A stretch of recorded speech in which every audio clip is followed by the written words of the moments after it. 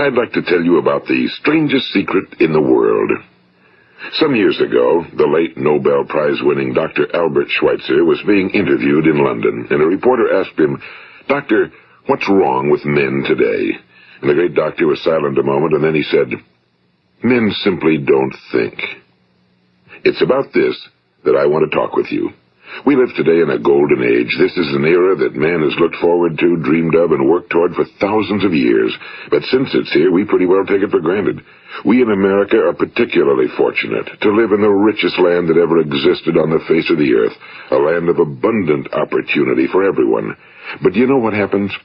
Well, let's take 100 men who start even at the age of 25. Do you have any idea what will happen to those men by the time they're 65? These 100 men who all start even at the age of 25 believe they're going to be successful. If you asked any one of these men if he wanted to be a success, he'd tell you he did. And you'd notice that he was eager toward life, that there was a certain sparkle to his eye, an erectness to his carriage, and life seemed like a pretty interesting adventure to him. But by the time they're 65, 1 will be rich. 4 will be financially independent. 5 will still be working. 54 will be broke. Now think a moment. Out of the 100, only 5 make the grade. Now why do so many fail? What has happened to the sparkle that was there when they were 25? What's become of the dreams, the hopes, the plans? And why is there such a large disparity between what these men intended to do and what they actually accomplished? When we say about 5% achieve success, we have to define success. And here's the best definition I've ever been able to find. Success is the progressive realization of a worthy ideal. If a man is working toward a predetermined goal and knows where he's going, that man is a success. If he's not doing that, he's a failure. Success is the progressive realization of a worthy ideal. Rollo May, the distinguished psychiatrist, wrote a wonderful book called Man's Search for Himself. And in this book he says, the opposite of courage in our society is not cowardice. It is conformity. And there you have the trouble today. It's conformity, people acting like everyone else without knowing why, without knowing where they're going. Now think of it. In America right now, there are over 18 million people 65 years of age and older. And most of them are broke. They're dependent on someone else for life's necessities. Now, we learn to read by the time we're 7. We learn to make a living by the time we're 25. Usually by that time, we're not only making a living, we're supporting a family. And yet by the time we're 65, we haven't learned how to become financially independent in the richest land that has ever been known. Why? We conform. And the trouble is that we're acting like the wrong percentage group, the 95 who don't succeed. Now, why do these people conform? Well, they really don't know. These people believe that their lives are shaped by circumstances, by things that happen to them, by exterior forces. They're outer-directed people. A survey was made one time that covered a lot of men, working men, and these men were asked, "Why do you work? Why do you get up in the morning?" 19 out of 20 had no idea. If you ask them, they'll say, well, everyone goes to work in the morning, and that's the reason they do it, because everyone else is doing it. Now let's get back to our definition of success. Who succeeds? The only person who succeeds is the person who is progressively realizing a worthy ideal. He's the person who says, I'm going to become this, and then begins to work toward that goal. I'll tell you who the successful people are. A success is the school teacher who's teaching school because that's what he or she wants to do. The success is the woman who's a wife and mother because she wanted to become a wife and mother and is doing a good job of it. The success is the man who runs the corner gas station because that was his dream. That's what he wanted to do. The success is the successful salesman who wants to become a top-notch salesman and grow and build with his organization. A success is anyone who is doing deliberately a predetermined job because that's what he decided to do deliberately. But only 1 out of 20 does that. That's why today there isn't really any competition unless we make it for ourselves. Instead of competing, all we have to do is create. You know, for 20 years, I looked for the key which would determine what would happen to a human being. Was there a key I wanted to know which would make the future a promise that we could foretell to a large extent? Was there a key that would guarantee a person's becoming successful if he only knew about it and knew how to use it? Well, there is such a key, and I've found it. Have you ever wondered why so many men work so hard and honestly without ever achieving anything in particular, and others don't seem to work hard and yet seem to get everything? They seem to have the magic touch. You've heard them say that about someone. Everything he touches turns to gold. And have you ever noticed that a man who becomes successful tends to continue to become successful? And on the other hand, have you noticed how a man who's a failure tends to continue to fail? Well, it's because of goals. Some of us have goals, some don't. People with goals succeed because they know where they're going. It's that simple. Think of a ship leaving a harbor, and think of it with the complete voyage mapped out and planned. The captain and crew know exactly where it's going and how long it'll take. It has a definite goal. Now, 9,999 times out of 10,000, it will get to where it started out to get. Now let's take another ship, just like the first, only let's not put a crew on it or a captain at the helm. Let's give it no aiming point, no goal, no destination. We just start the engines and let it go. I think you'll agree with me that if it gets out of the harbor at all, it will either sink or wind up on some deserted beach, a derelict. It can't go anyplace because it has no destination and no guidance, and it's the same with a human being. Take the salesman, for example. There's no other person in the world today with the future of a good salesman. Selling is the world's highest paid profession, if we're good at it, and if we know where we're going. Every company needs top-notch salesmen, and they reward those men. The sky's the limit for them. But how many can you find? Someone once said the human race is fixed, not to prevent the strong from winning, but to prevent the weak from losing. The American economy today can be likened to a convoy in time of war. The entire economy is slowed down to protect its weakest link, just as the convoy had to go at the speed that would permit its slowest vessel to remain in formation. That's why it's so easy to make a living today. It takes no particular brains or talent to make a living and support a family today. So we have a plateau of so-called security, if that's what a person's looking for. But we do have to decide how high above this plateau we want to aim. Now let's get back to the strangest secret in the world, the story that I wanted to tell you today. Why do men with goals succeed in life and men without them fail? Well, let me tell you something which, if you really understand it, will alter your life immediately. If you understand completely what I'm going to tell you from this moment on, your life will never be the same again. You will suddenly find that good luck just seems to be attracted to you.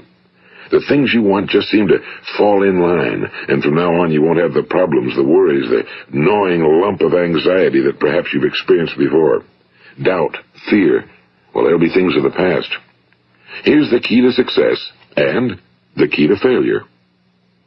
We become what we think about. Now let me say that again. We become what we think about. Throughout all history, the great wise men and teachers, philosophers and prophets have disagreed with one another on many different things. It's only on this one point that they are in complete and unanimous agreement. Listen to what Marcus Aurelius, the great Roman emperor, said. A man's life is what his thoughts make of it. Disraeli said this. Everything comes if a man will only wait. I've brought myself by long meditation to the conviction that a human being with a settled purpose must accomplish it, and that nothing can resist a will that will stake even existence for its fulfillment. Ralph Waldo Emerson said this, a man is what he thinks about all day long. William James said, the greatest discovery of my generation is that human beings can alter their lives by altering their attitudes of mind. And he also said, we need only in cold blood act as if the thing in question were real, and it will become infallibly real by growing into such a connection with our life that it will become real. It will become so knit with habit and emotion that our interest in it will be those which characterize belief. And he also said, if you only care enough for a result, you will almost certainly attain it. If you wish to be rich, you will be rich. If you wish to be learned, you will be learned. If you wish to be good, you will be good. Only you must then really wish these things and wish them exclusively, and not wish at the same time 100 other incompatible things just as strongly. In the Bible, you read in Mark 9:23, if thou canst believe, all things are possible to him that believeth. My old friend Dr. Norman Vincent Peale put it this way, this is one of the greatest laws in the universe. Fervently do I wish I had discovered it as a very young man. It dawned upon me much later in life, and I found it to be one of the greatest, if not my greatest discovery outside of my relationship to God. The great law, briefly and simply stated, is that if you think in negative terms, you will get negative results. If you think in positive terms, you will achieve positive results. That is the simple fact, he went on to say, which is at the basis of an astonishing law of prosperity and success. In 3 words, believe and succeed. William Shakespeare put it this way: our doubts are traitors and make us lose the good we oft might win by fearing to attempt. George Bernard Shaw said, people are always blaming their circumstances for what they are. I don't believe in circumstances. The people who get on in this world are the people who get up and look for the circumstances they want, and if they can't find them, make them. Well, it's pretty apparent, isn't it? And every person who discovered this for a while believed that he was the first one to work it out. We become what we think about. Now, it stands to reason that a person who's thinking about a concrete and worthwhile goal is going to reach it, because that's what he's thinking about, and we become what we think about. Conversely, the man who has no goal, who doesn't know where he's going, and whose thoughts must therefore be thoughts of confusion and anxiety and fear and worry, becomes what he thinks about. His life becomes one of frustration and fear and anxiety and worry. And if he thinks about nothing, he becomes nothing. Now, how does it work? Why do we become what we think about? Well, I'll tell you how it works as far as we know. Now, to do this, I want to tell you about a situation that parallels the human mind. Suppose a farmer has some land, and it's good fertile land. Now, the land gives the farmer a choice. He may plant in that land whatever he chooses. The land doesn't care. It's up to the farmer to make the decision. Now, remember, we're comparing the human mind with the land because the mind, like the land, doesn't care what you plant in it. It will return what you plant, but it doesn't care what you plant. Now, let's say that the farmer has 2 seeds in his hand. One is a seed of corn. The other is nightshade, a deadly poison. He digs 2 little holes in the earth, and he plants both seeds, one corn, the other nightshade. He covers up the holes, waters, and takes care of the land, and what will happen? Invariably, the land will return what's planted. As it's written in the Bible, as ye sow, so shall ye reap. Now remember, the land doesn't care. It'll return poison in just as wonderful abundance as it will corn. So up come the 2 plants, one corn, one poison. Now, the human mind is far more fertile, far more incredible and mysterious than the land, but it works the same way. It doesn't care what we plant. Success, failure. A concrete, worthwhile goal, or confusion. Misunderstanding, fear, anxiety, and so on. But what we plant, it must return to us. You see, the human mind is the last great unexplored continent on Earth. It contains riches beyond our wildest dreams. It will return anything we want to plant. Now, you might say, well, if that's true, why don't people use their minds more? Well, I think they've figured out an answer to that one, too. Our mind comes as standard equipment at birth. It's free, and things that are given to us for nothing we place little value on. Things that we pay money for, we value. The paradox is that exactly the reverse is true. Everything that's really worthwhile in life came to us free. Our minds, our souls, our bodies, our hopes, our dreams, our ambitions, our intelligence, our love of family and children and friends and country, all these priceless possessions are free. But the things that cost us money are actually very cheap and can be replaced at any time. A good man can be completely wiped out and make another fortune. He can do that several times. Even if our home burns down, we can rebuild it. But the things we got for nothing, we can never replace. The human mind isn't used because we take it for granted. Familiarity breeds contempt. It can do any kind of job we assign to it, but generally speaking, we use it for little jobs instead of big, important ones. Universities have proved that most of us are operating on about 10% or less of our abilities. So decide now, what is it you want?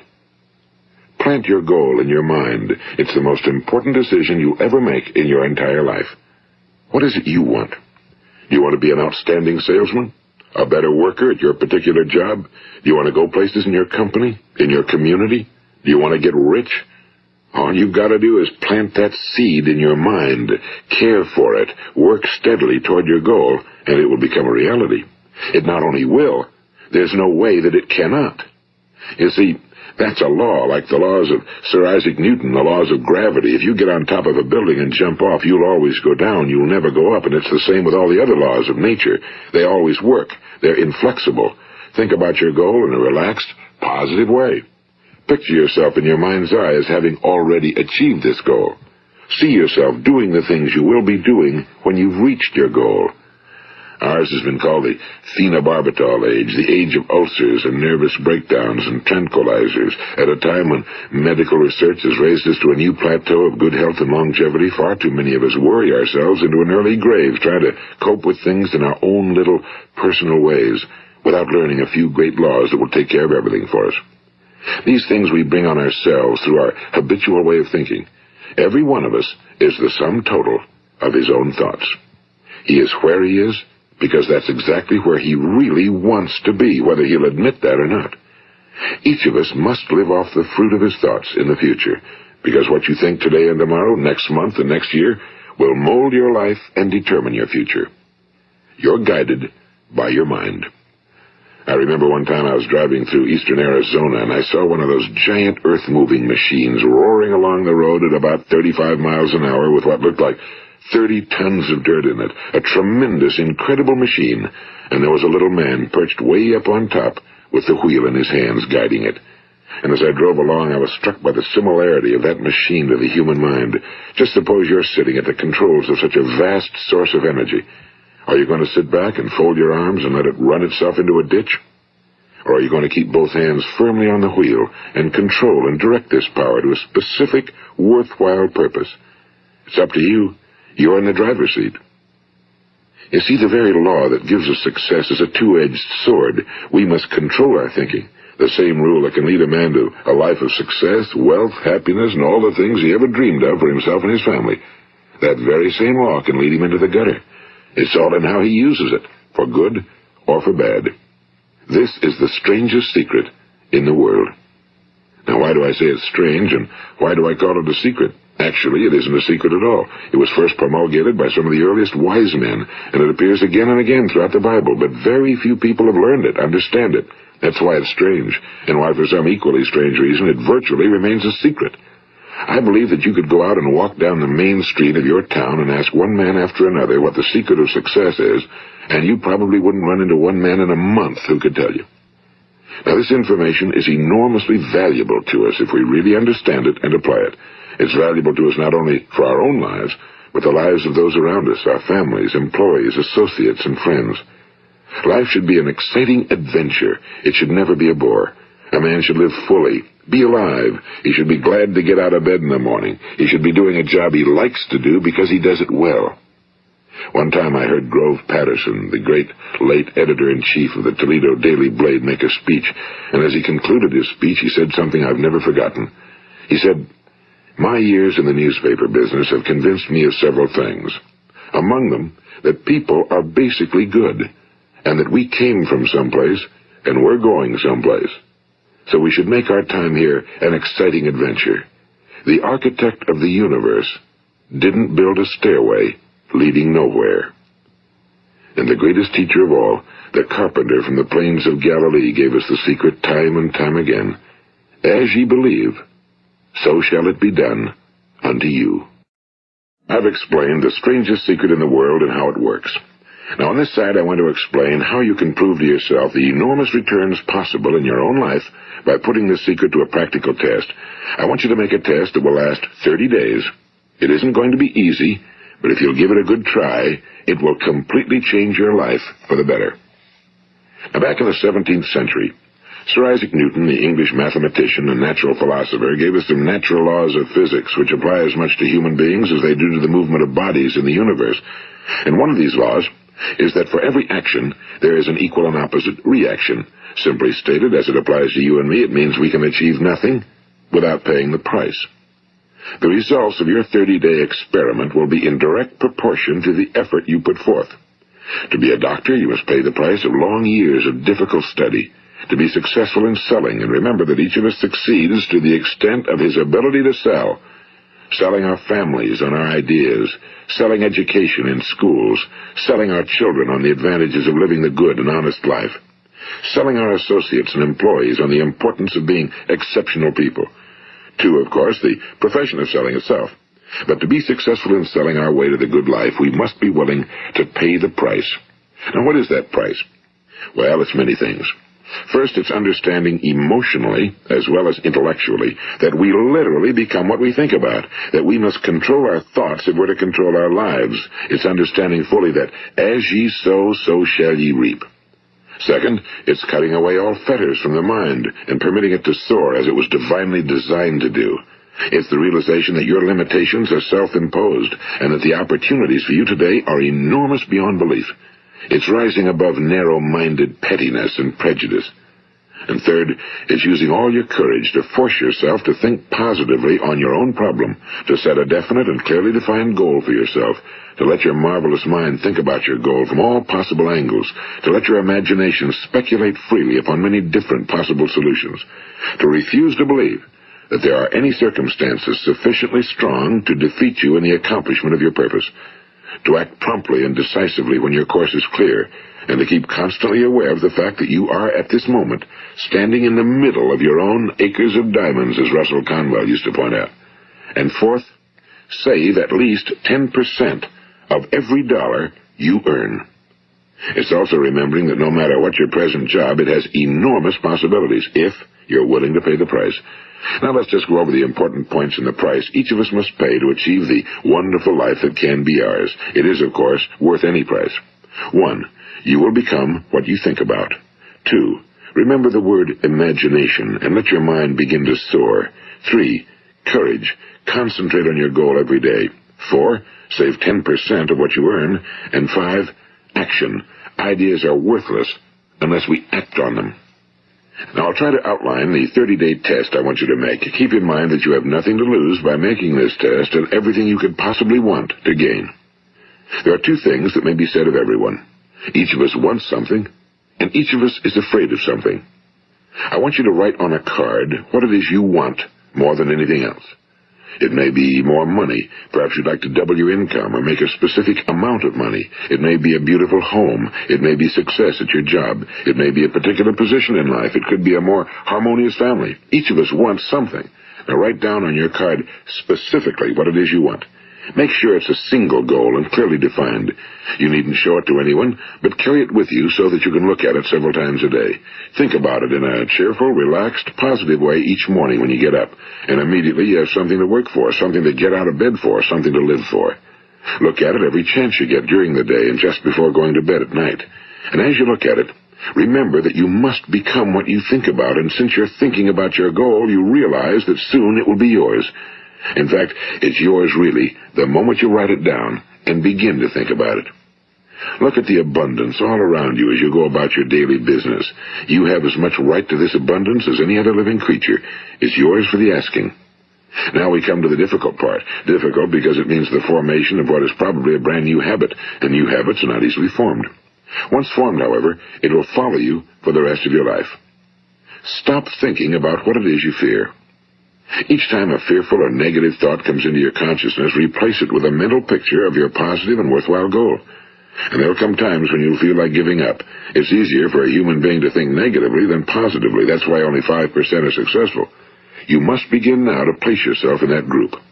For 30 days, you must take control of your mind. It will think about only what you permit it to think about. Each day for this 30-day test, do more than you have to do. In addition to maintaining a cheerful, positive outlook, give of yourself more than you've ever done before. Do this knowing that your returns in life must be in direct proportion to what you give. The moment you decide on a goal to work toward, you're immediately a successful person. You are then in that rare and successful category of people who know where they're going. Out of every 100 people, you belong to the top 5. Don't concern yourself too much with how you're going to achieve your goal. Leave that completely to a power greater than yourself. All you have to do is know where you're going. The answers will come to you of their own accord and at the right time.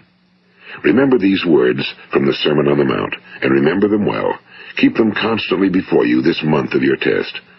Ask, and it shall be given you. Seek, and ye shall find. Knock, and it shall be opened unto you. For every one that asketh receiveth, and he that seeketh findeth, and to him that knocketh it shall be opened. It's as marvelous and as simple as that.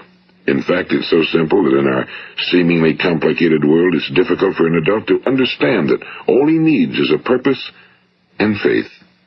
For 30 days, Do your very best. If you're a salesman, go at it as you've never done before, not in a hectic fashion, but with the calm, cheerful assurance that time well spent will give you the abundance in return you deserve and want. If you're a homemaker, devote your 30-day test to completely giving of yourself without thinking about receiving anything in return, and you'll be amazed at the difference it makes in your life. No matter what your job, do it as you've never done it before for 30 days. And if you've kept your goal before you every day, you'll wonder and marvel at this new life you've found. Dorothea Brand, the outstanding editor and writer, discovered it for herself and tells about it in her fine book, Wake Up and Live. Her entire philosophy is reduced to the words, act as though it were impossible to fail.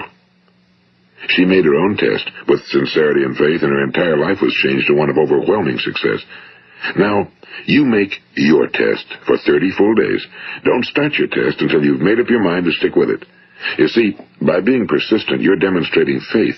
Persistence is simply another word for faith. If you didn't have faith, you'd never persist.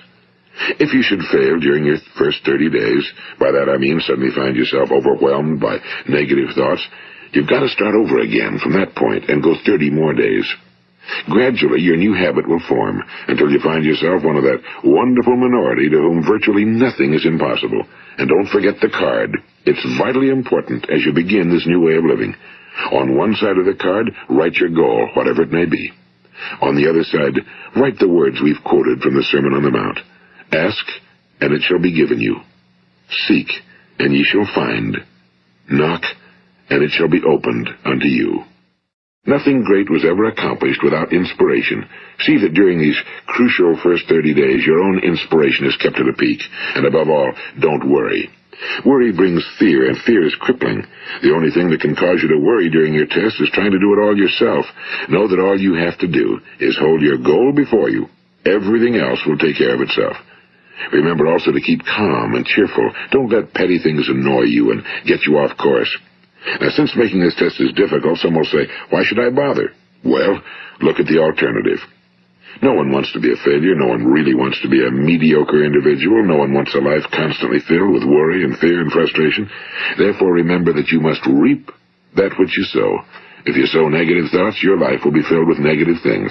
If you sow positive thoughts, your life will be cheerful, successful, and positive.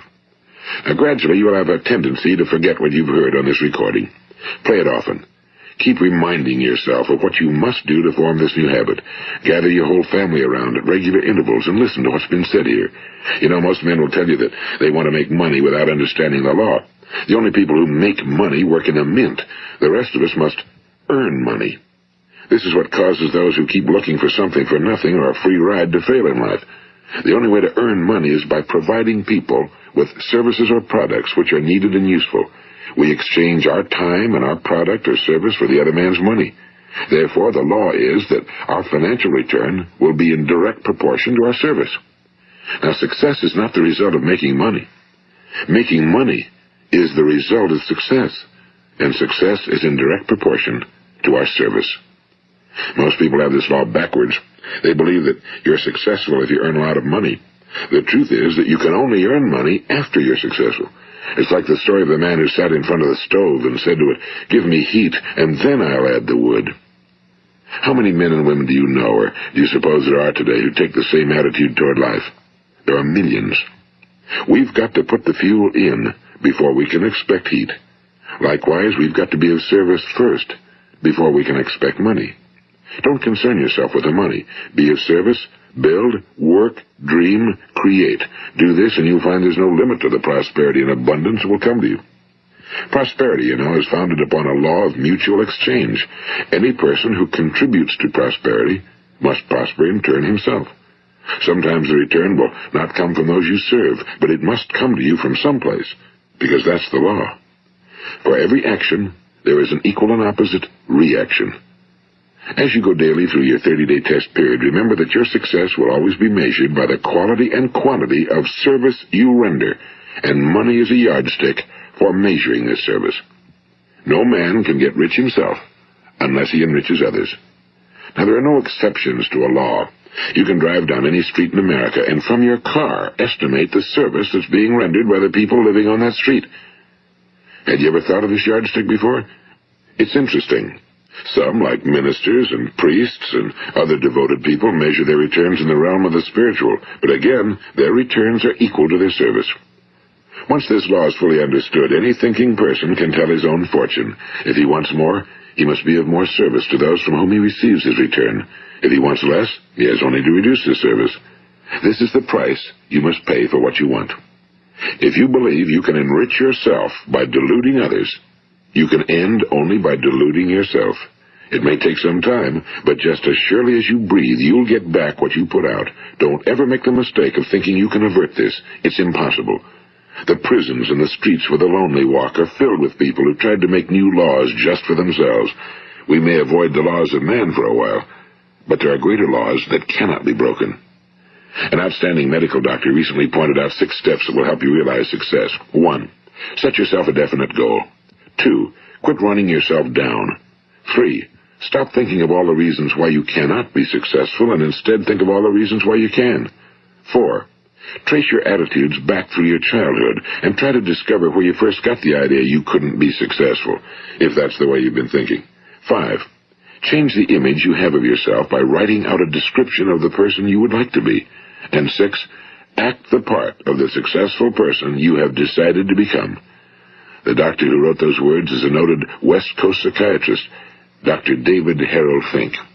Do what the experts since the dawn of recorded history have told you you must do. Pay the price by becoming the person you want to become. It's not nearly as difficult as living unsuccessfully. Make your 30-day test, then repeat it again, and each time it will become more a part of you until you'll wonder how you could ever have lived any other way. Live this new way, and the floodgates of abundance will open and pour over you more riches than you may have dreamed existed. Money? Yes, lots of it. But what's more important, you'll have peace.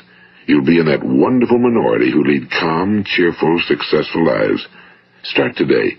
You have nothing to lose, but you have a whole life to win. This is Earl Nightingale, and thank you.